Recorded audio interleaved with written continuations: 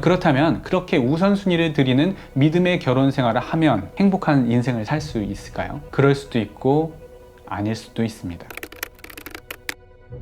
그것은 관점에 따라 다릅니다. 믿음의 결혼을 해서 행복할 수도 있고 불행할 수도 있습니다. 왜냐하면 행복에 대한 기준이 사람마다 다 다르기 때문입니다. 사람들에게 어떻게 사는 게 행복하게 사는 거라고 생각하세요? 라고 질문한다면 어떤 분은 돈 걱정 없이 사는 삶, 또 어떤 분은 건강하고 노후 계획 잘 되어 있는 삶, 다른 사람은 성격이 잘 맞는 배우자와 갈등 없이 사는 삶, 사람마다 모두 행복하게 사는 삶에 대한 기준이 다 다를 겁니다. 여러분, 이삭과 리브가의 결혼이 어떤가요? 대표적인 믿음의 결혼의 표본 아닌가요? 그럼 그들의 결혼 생활이 과연 행복했을까요? 부부가 자기 자식들을 한쪽씩 편애하다가 결국 편애하는 아들 보고 자신의 남편을 속여서 장자의 축복을 빼앗으라 종용하게 하는 아내, 그리고 큰아들은 작은 아들을 죽이려고 아버지 돌아가실 날만 기다리며 칼을 갈고 있고, 작은 아들은 목숨의 위협을 느껴 외삼촌네로 도망하는 그런 집안, 완전 콩가루 집안에 그런 막장도 없죠. 하지만 그들의 가정이 녹록치 못하다고 해서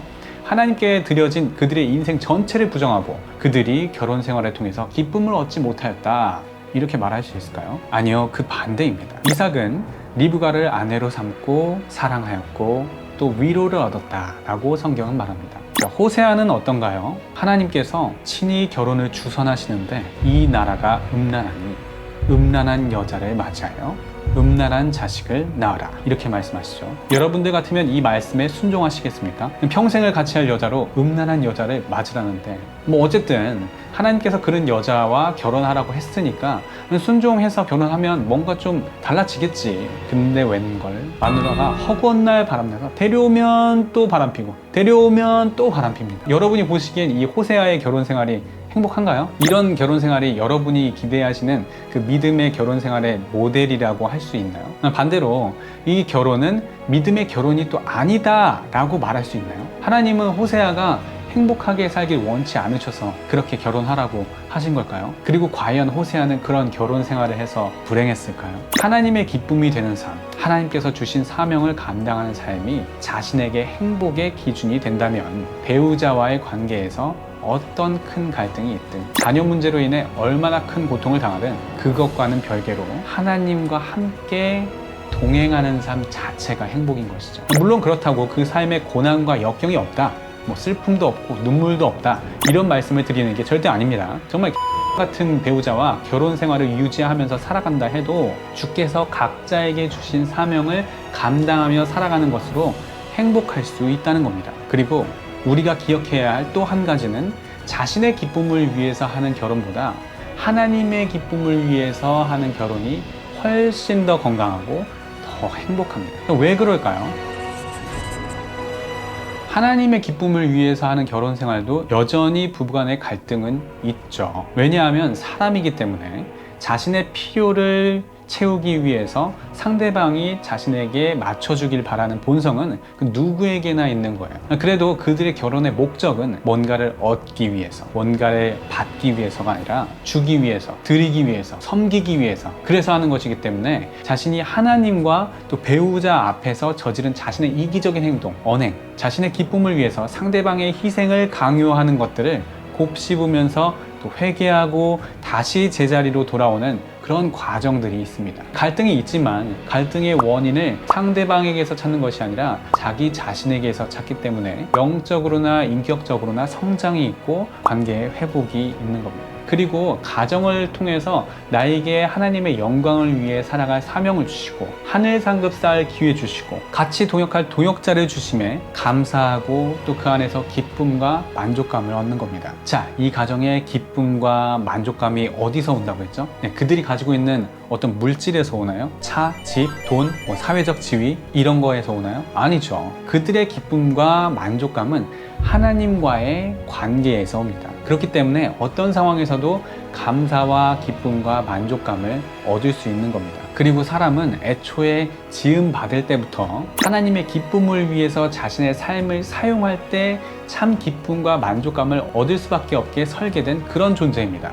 이 부분은 다음에 영상에서 한번 다뤄보도록 할게요. 하지만 애초에 그 목적이 자신의 기쁨을 위해서 하는 결혼은 상대방이 자신을 기쁘게 할 때 거기서 만족감을 느끼는 겁니다. 그런데 항상 나를 기쁘게 할 수 있는 사람이 이 세상에 존재할까요? 이 세상에서 그런 완벽한 사람을 찾을 수 있을까요? 단연코 그런 사람은 없습니다. 그리고 그런 사람이 있다고 해도 그 사람이 왜 나의 기쁨을 위해서 자신의 일평생을 드립니까?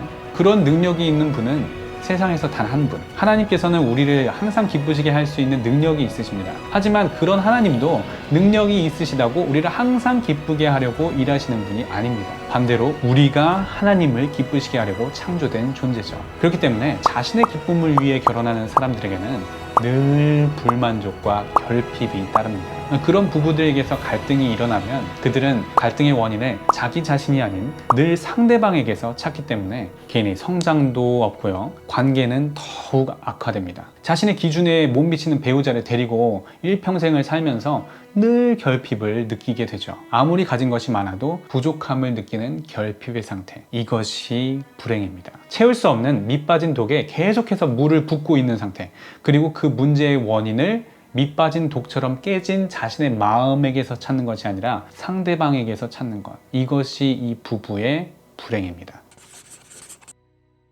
자, 정리하자면 성경이 말하는 믿음의 결혼이란 하나님께서 결혼을 통해서 주시는 모든 축복을 다 누리되 가정의 최우선순위에는 하나님의 기쁨을 위해 살아간다는 사명을 두는 삶이다. 믿음의 결혼은 행복 보증 수표가 아니다. 당사자의 행복의 기준이 무엇이냐에 따라 행복을 느낄 수도 불행을 느낄 수도 있다. 결혼 생활에서의 행복은 상대방의 어떠함에서 오는 것이 아닌 하나님과 나와의 관계에서 온다. 받으려고 얻어내려고 하는 결혼은 불행할 수밖에 없다. 오늘 제가 드린 말씀이 시청하시는 분들이 듣고 싶은 이야기가 아닐 수도 있습니다. 하지만 내가 크리스천이라면 결혼과 연애라는 문제에 있어서도 누구와 결혼해야 하는가, 스킨십은 어디까지 해야 하는가, 이런 지엽적인 문제에서 이제는 벗어나서 좀 더 본질적인 것에서부터 출발하자는 것이죠. 물론 그런 문제들이 중요치 않다는 것은 절대 아닙니다. 일단 크리스찬으로서 결혼에 대한 방향성만큼은 제대로 갖자는 것이죠.